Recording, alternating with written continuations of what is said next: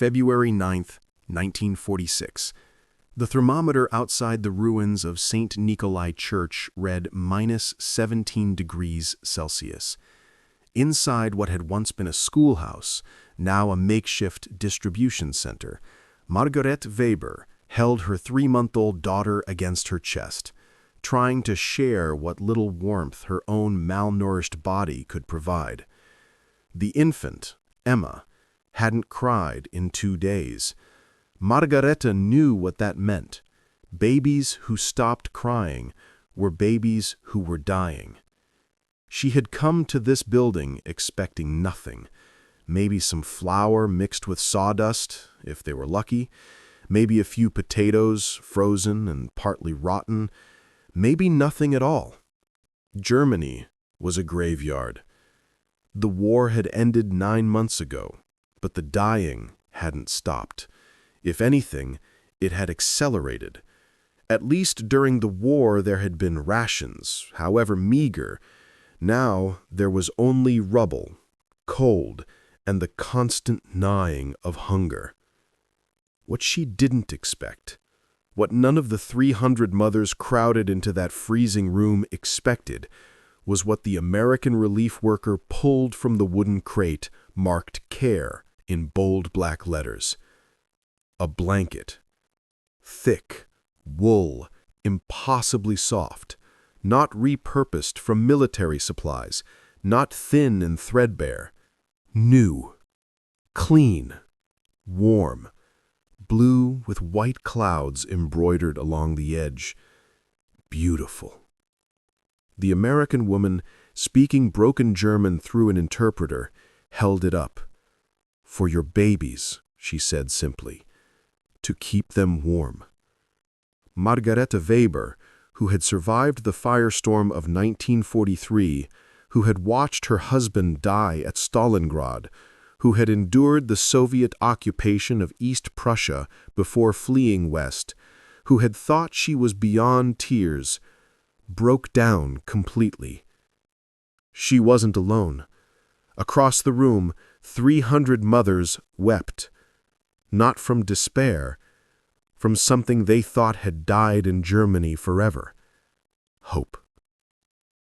This is the story of how wool blankets did what diplomacy could not, how small acts of kindness from former enemies planted the seeds of reconciliation, how German mothers who had been taught to hate Americans learned instead to trust them, and how the gesture of wrapping a child in warmth became the first step in wrapping a broken nation in dignity. Sometimes the most powerful weapons aren't bombs, they're blankets. To understand what those blankets meant, you must first understand what Germany had become by the winter of 1945-46. It wasn't a nation anymore. It was a cemetery stretched across a continent. The numbers tell one story: 60% of Hamburg destroyed, 80% of Berlin in ruins, 90% of Dresden reduced to ash, 7 million German soldiers dead, 2 million German civilians killed in bombing raids and the Soviet advance, 15 million ethnic Germans expelled from Eastern Europe, flooding west with nothing but what they could carry. But numbers can't capture the texture of despair that had settled over Germany, like the ash that still drifted through the air even months after the fires had stopped. Margaret Weber's Hamburg was unrecognizable from the bustling port city it had been in 1939. The firestorm of July 1943, Operation Gomorrah, had killed 42,600 people in a single week. The RAF and American bombers had created a tornado of fire that reached temperatures of 1,000 degrees Celsius.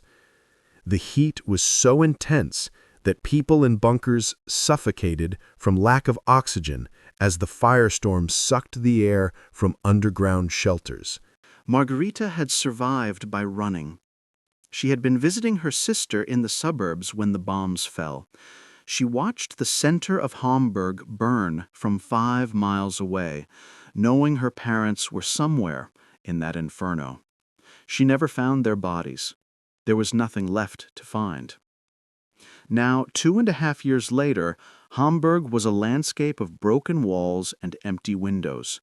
Buildings stood like hollow teeth, their facades intact, but their interiors burned out. Mountains of rubble lined every street, cleared just enough to allow passage, but never fully removed. There was nowhere to put it. The entire city was rubble. But the physical destruction was only part of the horror.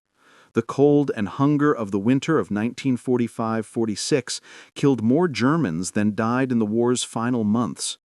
The German infrastructure that had fed, heated, and housed 70 million people had simply ceased to exist. Coal mines in the Ruhr operated at 30% capacity. The railway system was 40% destroyed. Bridges lay in rivers. Roads were cratered and blocked. The German economy, which had mobilized total war production until May 1945, had stopped completely. There was no fuel, there was no electricity, there was no food distribution system. There was nothing. Margarita lived in what had been a 4-story apartment building. Only 2 walls remained standing. She, her infant daughter Emma, and 7 other families occupied the basement and the ground floor corner room that still had most of a roof. 23 people in a space meant for 5. They had no heat except what they could generate by burning whatever they found: furniture, books, pieces of the building itself. The smoke had nowhere to go because the chimney was half collapsed, so they chose between freezing or suffocating. Most days, they chose cold. The ration that winter, when available, was 1,000 calories per day for normal consumers, 1,500 for heavy laborers. That's roughly half what a human body needs to survive. But those were the official rations. The reality was far worse. Food simply didn't arrive. The trains weren't running. The warehouses were empty. The supply system had collapsed. Margarita received her ration 3 times in January 1946. 3 times in 31 days. Each time 200 grams of bread, 50 grams of meat, mostly gristle and fat, 100 grams of dried peas, and 20 grams of ersatz coffee made from roasted grain. That had to last a week. She was still nursing Emma, trying to keep her daughter alive with breast milk that was drying up because Marguerite herself was starving. Her own body was consuming itself, burning muscle and organ tissue to produce milk for a baby who was slowly dying anyway. Emma had been born in November 1945, conceived during the chaos of war's end. Margarita never spoke about the father, not to the neighbors, not to the relief workers, not even in her diary. Some stories were too painful to tell. The baby had been born small, 6 pounds, in the basement of the ruined building with only an elderly neighbor to help. No doctor, no hospital, no sterile equipment. Just 2 women and a child entering a world that had no place for her. By February, Emma weighed less than she had at birth. Her eyes were too large for her face. Her skin was translucent, showing blue veins beneath. Her cry, when she had the strength to cry, was weak and thin. Margarita knew the signs. She had seen them in other babies in the building. 4 infants had died that winter already. Emma would be the 5th, unless something changed. The cold was the worst part. Margarita had one thin blanket, a sheet really, that she wrapped around Emma and herself as they slept. She could feel the baby's tiny body shivering against her chest. She tried to give Emma what little warmth she had, but it was never enough. At night, Margarita would lie awake listening to Emma's breathing, counting the seconds between each breath, terrified that the next breath wouldn't come. Some mornings, she was afraid to check if the baby was still alive. This was Germany, in February 1946. This was what defeat looked like. Not just military defeat, but the defeat of civilization itself. The Germans had unleashed total war, and total war had consumed them. The German people, who had cheered Hitler's conquests, who had supported or accepted or looked away from genocide, who had believed in the promise of Lebensraum and racial destiny, now faced the consequences. They were cold, hungry, broken, and dying. And they knew they deserved it. That was perhaps the hardest part. Not just the suffering, but the knowledge that they had earned it. That the bombs that fell on Hamburg and Dresden and Berlin were payback for Rotterdam and Coventry and Warsaw. That the hunger they felt was a fraction of the starvation they had inflicted on occupied peoples. That the cold that killed their children was nothing compared to the industrial murder they had committed or tolerated. Margarete Weber had never been a Nazi. She had never joined the party, never attended rallies, never raised her arm in salute except when forced to. But she had lived in German Germany. She had benefited from the plunder of conquered nations. She had worn a coat taken from a Jewish neighbor after Kristallnacht. She had eaten butter from occupied France and stockings from occupied Poland. She had known about the camps. Not the full details, not the gas chambers and crematoriums, but she had known that Jews were being sent east, that they weren't coming back, that asking questions was dangerous. She had known and done nothing. Now, holding her dying daughter in a freezing basement, she wondered if this was God's justice, if Emma's suffering was punishment for Margarita's silence, if the cold that killed German babies was retribution for the German mothers who had looked away while other mothers' children were murdered. She didn't expect mercy from the world. She didn't think she deserved it. She expected to watch her daughter die, and then probably die herself, and for that to be the end of her story, the end of Germany's story. What she didn't expect, what none of them expected, was for their former enemies to care. The announcement had gone out 3 days earlier, posted on walls throughout Hamburg's British occupation zone. American relief distribution, supplies for mothers and infants, former Schillerstrasse School, February 9th, 10 a.m. Margarita had seen the notice but didn't believe it. Notices in Hamburg usually meant nothing.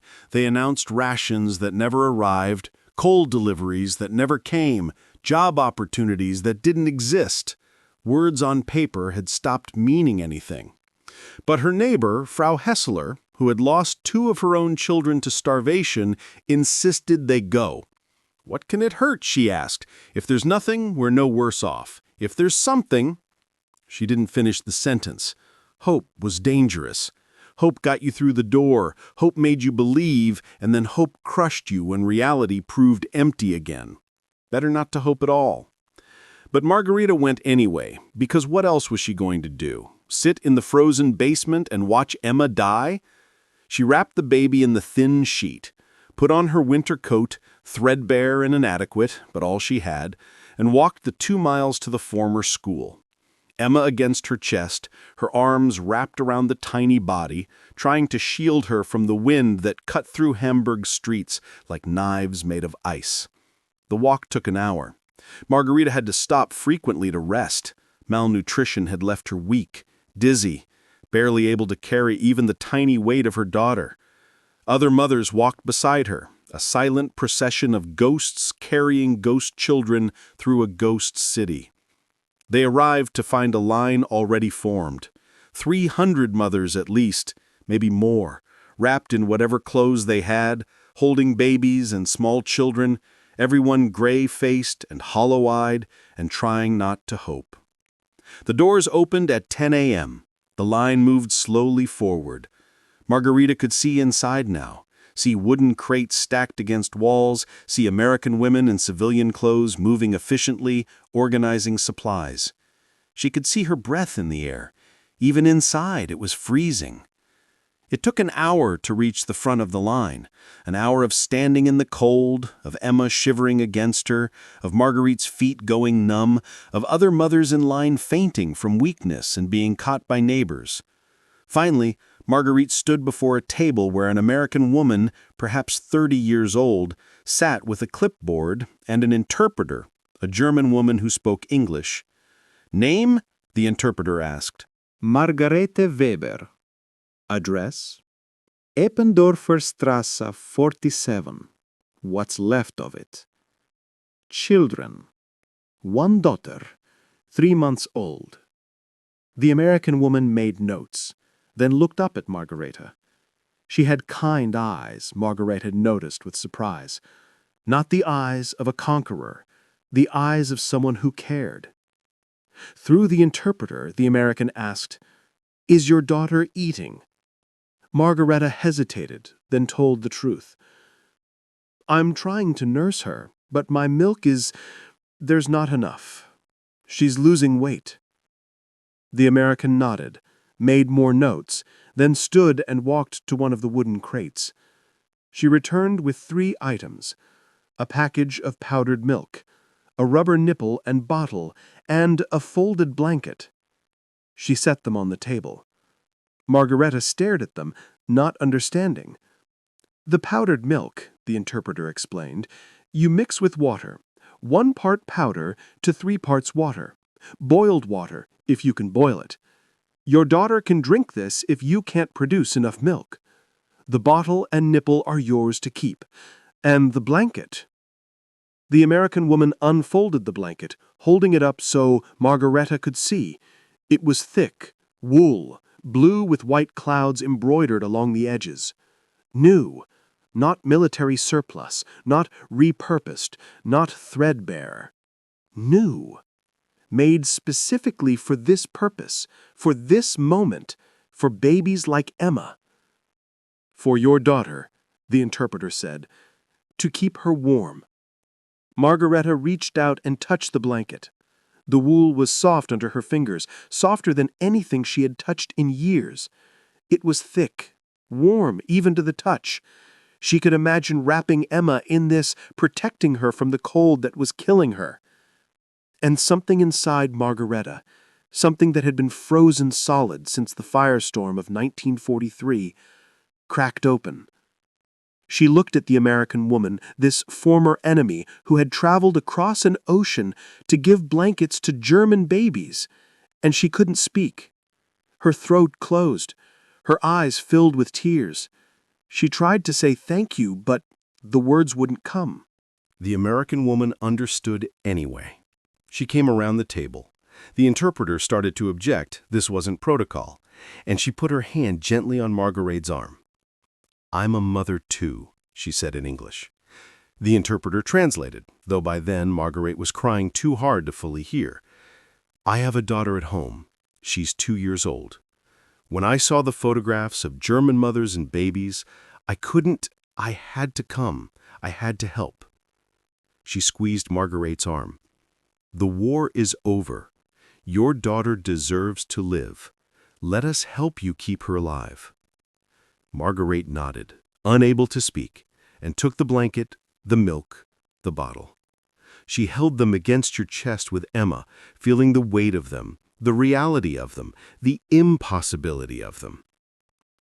She moved away from the table so the next mother could be served, and she stood in the corner of the room, just stood there, holding these gifts from a former enemy, and she cried. All around her, other mothers were having the same experience. 300 mothers receiving blankets, powdered milk, sometimes warm clothes for themselves.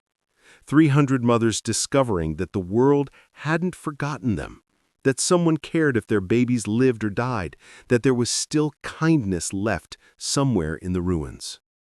Frau Hessler, standing next to Marguerite, whispered, "Why would they do this? After everything we did? After all the death?" Marguerite didn't have an answer. She still doesn't, 78 years later. But standing in that frozen school building in February 1946, holding a warm blanket made by American hands for a German baby, she understood something profound about the nature of humanity. Hatred was easy. Revenge was easy. Letting your enemy's children freeze to death was easy and arguably justified. But mercy? Kindness to those who didn't deserve it? That required a strength that Germany had never possessed. That required a civilization secure enough in its values to extend compassion even to those who had shown none. Marguerite wrapped Emma in the blue blanket right there in the distribution center. She wrapped her daughter in American wool, pulled the blanket tight, and felt the baby relax against her for the first time in weeks. Emma made a small sound, not quite a coo, but close, and Marguerite knew it was the sound of relief, the sound of warmth, the sound of hope. The American woman who had given Marguerite the blanket was named Helen Morrison, though Marguerite wouldn't learn that until much later. She was 31 years old, from Portland, Oregon, married to a dentist, mother of one daughter. She had volunteered with the Cooperative for American Remittances to Europe, CARE, in October 1945, shortly after the organization was founded. CARE had been established by a coalition of American charities, the American Friends Service Committee, the YMCA, the Catholic Relief Services, and 19 other organizations. Their mission was simple and radical: to provide direct humanitarian aid to war-devastated Europe, including former enemy nations. The idea was controversial. In America in 1945, with hundreds of thousands of families still grieving sons, brothers, and fathers killed by Germans and Japanese, the proposal to send aid to enemy civilians faced significant opposition. Let them starve was a common sentiment. They started it was another. The photographs of concentration camp liberations, the stories of the Bataan Death March, the reports of systematic atrocities, these had hardened many American hearts against showing mercy to former enemies. But other voices argued for a different approach. Religious organizations emphasized Christian charity. Political pragmatists warned that a starving, resentful Germany would breed the next Hitler. And some Americans, having witnessed the horror of total war, simply couldn't stomach letting children die for their parents' sins. Helen Morrison was one of the latter. She had seen the newsreels of German cities in ruins. She had read the reports from relief workers about conditions in occupied zones. And she had thought about her own daughter, Sarah, warm and fed and safe in Portland, and imagined her cold and starving, and she couldn't bear it. "They're babies," she told her husband when she announced her decision to volunteer. "Whatever their parents did, whatever Germany did, the babies are innocent. I have to go." Her husband, Robert, had initially opposed it. He had lost a cousin at Normandy. He had no sympathy for Germans. But Helen persisted, and eventually he understood. This wasn't about Germany. This was about humanity, about the kind of world they wanted Sarah to grow up in. So, Helen had gone to Europe in November 1945, along with 43 other American women volunteers. They had been trained in London, briefed on conditions in occupied Germany, warned about the destruction they would witness, and then sent to various cities across the British and American zones. Helen was assigned to Hamburg. She arrived in December to find a city beyond anything the briefings had prepared her for. The photographs hadn't captured the smell, a mix of ash, sewage, and decay that hung over everything. The reports hadn't conveyed the cold, not just the winter cold, but the cold of death, of a city where everything warm and living had been burned away. And the people. The photographs had shown rubble, but they hadn't shown the hollow-eyed ghosts who moved through that rubble. Women who looked 70 but were 40. Children with old faces and empty eyes. Babies who didn't cry because they had no strength left. Helen's first week in Hamburg, she witnessed 3 infant deaths. Just in her immediate working area, just that 1 week. The babies had simply stopped breathing, their tiny bodies unable to sustain life on inadequate nutrition and in freezing temperatures. She had sat in her billeted room, warm, in a building requisitioned for Allied personnel, and wept. She had written to her husband, "I can't save them all. I can't even save most of them. But I have to try. If I can save even one, it will be worth it." The care packages that arrived in January 1946 were Helen's arsenal. Each package was carefully designed to provide maximum nutrition and utility: canned meat, dried milk, vegetables, soap, and blankets. The blankets had been manufactured specifically for care by American textile companies, many of them donating materials or selling at cost. The blue blanket with white clouds that Marguerite received had been made at a mill in North Carolina. The women who sewed those blankets knew they were going to German babies, former enemy babies, and they had embroidered clouds and stars on them anyway. They had added decorative touches that weren't required, that weren't in the specifications, because they wanted German mothers to know that someone, somewhere, cared about making their babies' blankets beautiful. Helen Morrison and the other care workers distributed thousands of packages in Hamburg that winter. They worked 12-hour days, 7 days a week, in freezing conditions, rationing their own supplies to make sure more went to German civilians. They faced resentment from some Allied personnel who thought feeding Germans was a waste of resources. They faced suspicion from Germans who assumed charity must come with strings attached. They faced logistical nightmares as supply chains broke down, as cold weather delayed shipments, as bureaucracy created obstacles. But they persisted. Helen's interpreter, Greta Schneider, was herself a German war widow. Her husband had died at Stalingrad. Her 2 sons had been killed in the final defense of Berlin. She was 47 years old and alone in the world. She had volunteered to help with care distributions, partly for the small salary, partly for the extra ration that employees received, and partly because she needed something to do besides wait to die. Working with Helen, Greta discovered something she hadn't expected. Americans weren't monsters. They were people.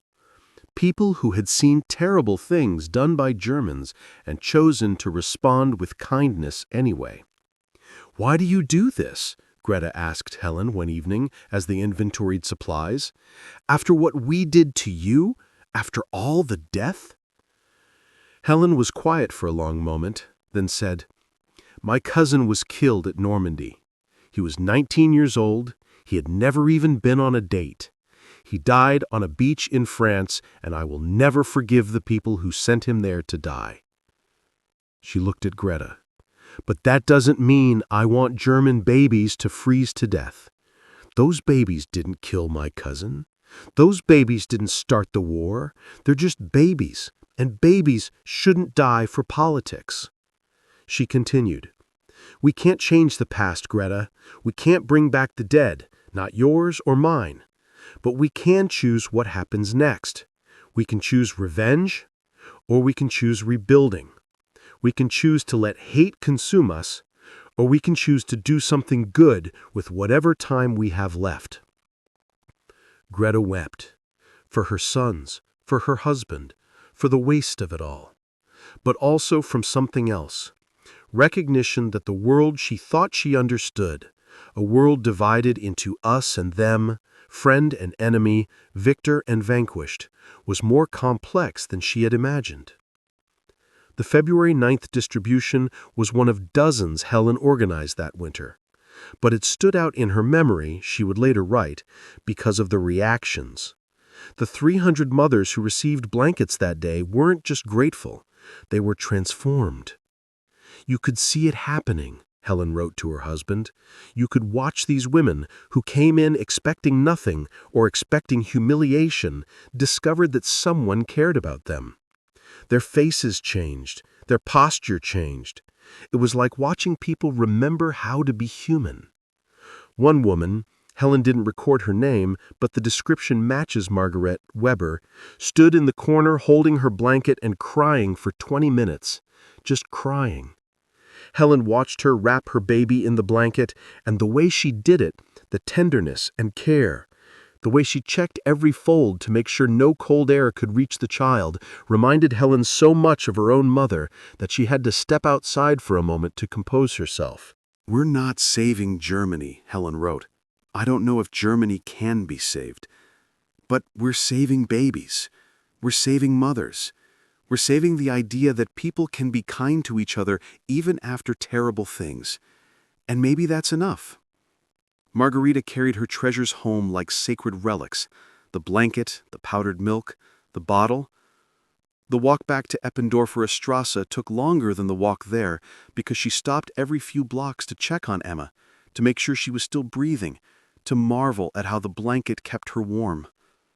Emma's color was better already, or maybe that was Margarita's imagination, her desperate hope manifesting as visual hallucination.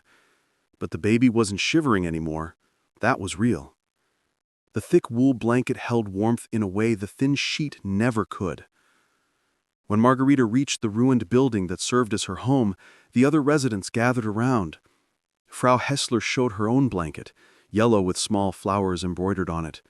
Frau Koch displayed the powdered milk she'd received. Young Maria Schneider, only 17 with a 4-month-old son and no husband, clutched her blanket, green with white stars, like it was made of gold. "They gave them to us," Frau Hessler kept saying. "The Americans, they just gave them to us." That night, Margarita prepared Emma's first bottle of formula. She had no way to properly boil water. Fuel was too precious to waste. So she used water she'd let sit for days to settle sediment, mixed it with the powder according to the instructions on the package, and prayed it wouldn't make Emma sick. She sat in the corner of the ground floor room they occupied, wrapped in her threadbare coat, with Emma cradled in her arms, wrapped in the blue blanket with white clouds. She offered the bottle to her daughter. Emma, who had been too weak to nurse properly, took to the bottle immediately. She drank hungrily, her tiny hands grasping at the rubber nipple, her eyes closing in contentment. Margarita watched her daughter eat, really eat, for the first time in weeks, and she cried again. The other mothers in the building watched in silence. They had all received similar supplies. They were all preparing bottles, wrapping babies in new blankets, discovering that their children might actually survive. Frau Koch, whose husband had died at Kursk and whose teenage son had been killed in the final defense of Hamburg, spoke what they were all thinking. Why would they do this? They should hate us. We would hate them if situations were reversed. It was Greta Schneider's sister, who lived in the building, who offered an answer. She had heard about the care distributions from her sister, had heard about the American volunteers who worked themselves to exhaustion helping German civilians. "Maybe," she said slowly, "maybe they're better than we were. Maybe that's what it means to truly win. Not just to defeat your enemy, but to be better than they were." The silence that followed was heavy with uncomfortable recognition. Germany had prided itself on superiority, cultural superiority, racial superiority, military superiority. The Nazi ideology had been built on the premise that Germans were simply better than other people, that this justified conquest and domination. Now, defeated and broken, they were being shown kindness by people they had been taught were inferior. Americans with their mixed races and democratic chaos and supposedly weak character were proving more honorable in victory than Germans had ever been. Margarete held Emma, feeling her daughter's warmth through the American blanket, and thought about the coat she wore. The coat she had taken from her Jewish neighbor's apartment in 1938 after Kristallnacht, after the Rosenbergs had been taken away. She had told herself at the time that the coat would go to waste otherwise, that someone might as well use it, that she hadn't been the one to smash their windows or burn their shop. But she had taken the coat. She had benefited from their destruction. She had been complicit through her silence and her small thefts of their property. And now Americans whose soldiers had died liberating concentration camps, who had every right to let German civilians starve, were giving her a blanket for her baby. The moral weight of it was crushing. "We don't deserve this," Margarita said aloud. Frau Hessler looked at her sharply. "No, we don't, but our babies do. Whatever we did, whatever we failed to do, these babies are innocent." It was true. Emma hadn't chosen to be born in Nazi Germany. She hadn't voted for Hitler, hadn't attended rallies, hadn't looked away from atrocities. She was just a baby who deserved to live. But accepting that truth meant accepting something harder, that the children Germany had murdered were equally innocent, that the Jewish babies killed in gas chambers, the Polish children starved in ghettos, the Soviet infants shot in reprisals, they had all been just as innocent as Emma. This was the reckoning that the blanket forced on Margarete Weber and thousands of other German mothers that winter. American charity wasn't just saving their children, it was confronting them with the moral implications of what their nation had done. Because if German babies deserved to live, if they deserved warmth and food and care, then so had all the other babies, the ones Germany had murdered, the ones Germany had deliberately starved, the ones Germany had used as subjects for medical experiments, or thrown into crematoriums, or worked to death in labor camps. This recognition, this moral clarity, delivered through a blue blanket with white clouds, was perhaps the greatest gift care gave to Germany. Not just physical sustenance, but moral education. A demonstration that civilization meant caring for all children, even your enemies' children, even when those enemies had shown no such mercy. That night, as Margarete lay on the thin mattress on the floor, with Emma bundled in the American blanket, sleeping peacefully against her chest, she made a decision. Not a grand decision, not a political decision, but a personal one. She would remember who had saved her daughter. She would teach Emma, if Emma survived, about the Americans who had cared when they didn't have to. She would never again believe in national superiority or racial hierarchy or the glorification of war. She would build her life and her daughter's life on different principles, principles she had learned from former enemies who had proven themselves better people than her nation had ever been. It was a small decision, made by one mother in a ruined building in a destroyed city. But multiply that decision by thousands of German mothers making similar commitments, and you begin to understand how American blankets helped transform German culture. Emma Weber survived that winter. The powdered milk, the blanket, and the simple fact that the cold couldn't reach her anymore gave her tiny body the resources it needed to grow. By April, she had regained her birth weight. By July, she was a healthy, thriving baby with fat cheeks and a loud cry. Margarete would tell you, she told her granddaughter, who told her great-granddaughter, who shared the story publicly in 2015, that Emma owes her life to an American woman named Helen Morrison and a blue blanket with white clouds. The blanket itself lasted for years. Margarete used it for Emma until she outgrew it, then carefully stored it, repaired it when it tore, washed it gently by hand. When Emma had her own children in the 1970s, Margarete gave her the blanket, faded now, but still intact, still carrying the embroidered clouds. Emma's daughter, Marguerite's granddaughter, used it for her own children in the 1990s. The blanket finally disintegrated in 2003, worn through by 60 years of use and love and memory. But before it fell apart, Emma's family had it photographed and documented the story of where it came from and what it had meant. That photograph now hangs in the German Historical Museum in Berlin, part of an exhibition on post-war reconstruction.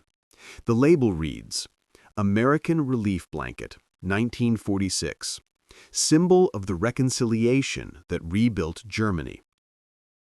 Marguerite's story is just one of thousands. CARE and other American relief organizations distributed over 100 million packages to Europe between 1946 and 1952. Of those, approximately 30 million went to Germany, both East and West zones, until the Soviet Union blocked deliveries to East Germany in 1948. Those packages contained food, clothing, blankets, medicine, and soap. Basic necessities that made the difference between survival and death for millions of Europeans. But more than material goods, they delivered a message. Americans cared. The war was over. It was time to rebuild, not punish. The psychological impact of American aid on post-war Germany cannot be overstated. Germans who had been taught that Americans were weak, materialistic, and racially inferior discovered instead that Americans were generous, organized, and willing to help even former enemies. This realization laid the groundwork for the Western alliance that would define the second half of the 20th century. German mothers who received care packages taught their children that Americans had saved them. Those children grew up predisposed to trust American policy, American culture, and American values. When the Marshall Plan launched in 1948, providing $13 billion in economic aid to rebuild Europe, approximately $160 billion in 2025 dollars, Germans largely supported it because they had already experienced American generosity. They had seen that American promises were real, that American aid came without chains, that Americans genuinely wanted Europe to prosper. The contrast with Soviet occupation in East Germany could not have been more stark. While Americans were sending blankets and food, Soviets were dismantling factories and shipping them east as reparations. While care workers were teaching mothers how to mix formula, Soviet soldiers were requisitioning food supplies and causing widespread famine. Germans in the American zone learned that democracy meant prosperity and kindness. Germans in the Soviet zone learned that communism meant extraction and cruelty. This difference in occupation policy directly led to the division of Germany, the mass flight from east to west, and ultimately the Cold War alignment that persisted until 1989. Helen Morrison returned to Portland in 1947. She had spent 15 months in Germany, had distributed thousands of packages, had saved countless lives. She returned to her husband and daughter and tried to resume normal life.